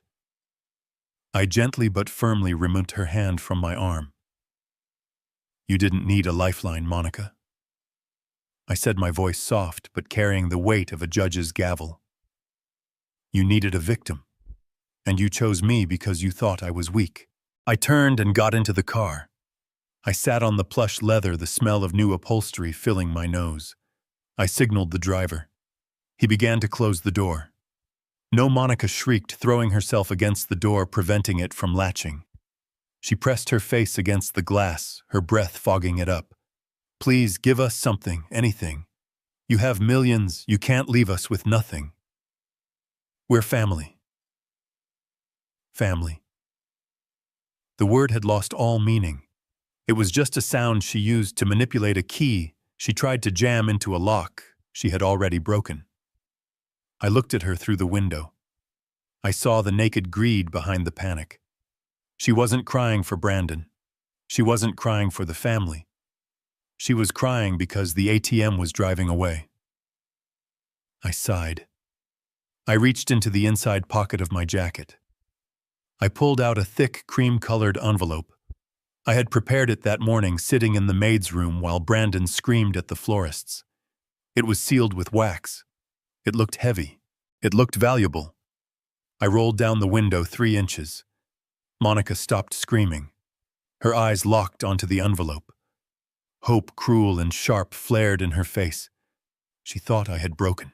She thought it was a check. She thought it was salvation. "You're right," I said. "I can't leave you empty-handed." "That wouldn't be fair, would it? Thank you," she gasped, reaching for the envelope through the crack in the window. "Oh, thank you, Victor. I knew you loved us. I knew you wouldn't let us fall." I held onto the envelope for a second longer, letting her feel the weight of it. "This is for you," I said. "Use it wisely." I let go. She snatched it as if it were gold bullion. She clutched it to her chest, closing her eyes in relief. "Go," I said to the driver. The window rolled up, sealing me inside the quiet, air-conditioned sanctuary of the car. The driver hit the gas. The car surged forward, tires gripping the pavement. As we pulled away, I watched in the side mirror. Monica was standing under the street lamp, tearing the envelope open with frantic fingers. She ripped the top off, shaking the contents into her hand. There was no check. There was no cash. 2 pieces of paper fluttered out. The first was a utility bill. It was the water bill for the villa, dated for the current month. I had highlighted a single line item, the service reconnection fee. It was $40. The exact price of the water she had denied me while I lay dying of thirst. I had paid it this morning. It was the only debt of theirs I would ever settle. The second piece of paper was a receipt. It was a donation acknowledgement from the largest homeless shelter in Los Angeles. It listed a donation in the amount of $2,100,000.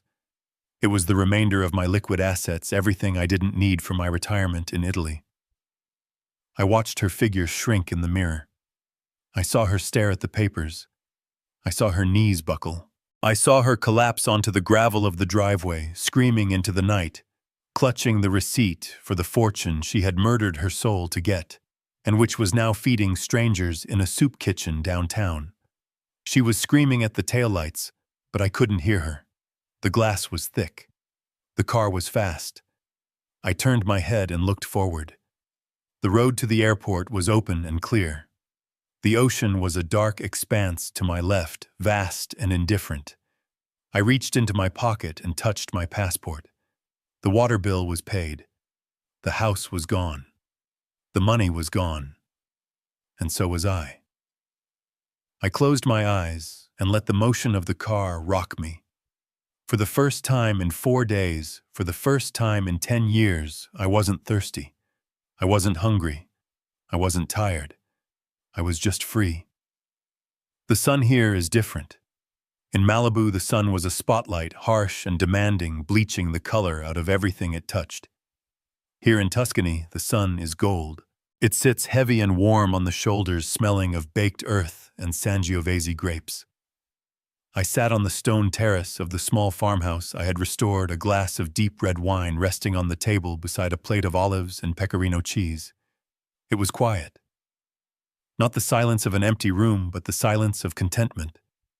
The only sound was the wind rustling the cypress trees and the distant hum of a tractor working the valley floor. I took a sip of the wine. It was robust, earthy, and honest. It tasted like the soil it grew in. It didn't taste like leverage or debt. It tasted like patience. My phone buzzed on the table. It was a rare sound these days. I had changed my number the moment I landed in Rome. Only one person had it. I picked it up. A message from Leonard. It was short, professional, and devastatingly final. The indictment came down this morning.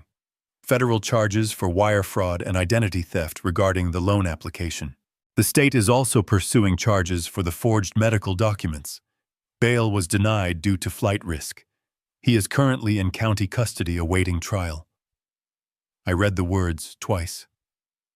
I didn't feel joy. I didn't feel triumph. I felt a quiet, somber closing of a door. My son was going to prison. It was a tragedy, but it was a tragedy he had written, directed, and starred in. I was just the audience member who had walked out before the final act. There was a second part to the message. Monica filed for divorce yesterday. She cited irreconcilable differences. My source says she moved back in with her parents in Ohio. She took the dog but left the debts. I set the phone down face down on the stone table. The partnership of greed had dissolved the moment the money ran out. It was predictable. Parasites do not stick together when the host body dies. They scatter to find new blood. Brandon was alone now. He was facing the consequences of his entitlement in a concrete cell without his wife, without his house, and without his father to bail him out. I looked out over the rolling hills, watching the shadows lengthen as evening approached.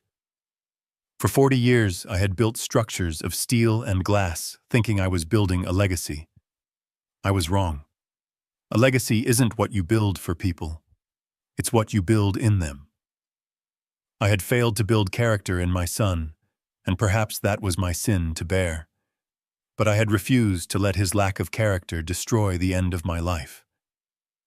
I picked up the wineglass again, swirling the dark liquid. The light caught the ruby depths. It was simple. It was unpretentious. It was real. I thought about the champagne tower at the party. I thought about the crystal flutes and the hollow toasts to a fake future. I raised my glass to the setting sun, to the quiet valley, and to the empty chair opposite me that would never again be filled by someone who wished me harm. To freedom, I whispered to the Tuscan air. I took a drink. It was rich and complex, with notes of cherry and leather.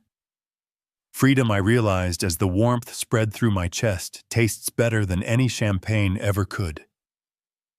I finished the glass, watched the sun dip below the horizon, and for the first time in a long time, I looked forward to tomorrow. I spent a lifetime believing that providing for my son was the ultimate expression of love. I shielded him from the rain, never realizing I was robbing him of the ability to build his own shelter. My 4 days in that dark bathroom taught me a brutal truth. Entitlement is a cancer that grows in the absence of struggle. We cannot buy the character of our children, nor can we purchase their respect. Sometimes the most loving thing a parent can do is close the checkbook and open the door to reality.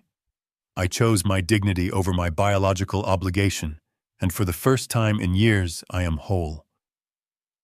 If you believe that no one should ever sacrifice their self-worth for family, please hit the like button and subscribe to my channel for more stories of resilience.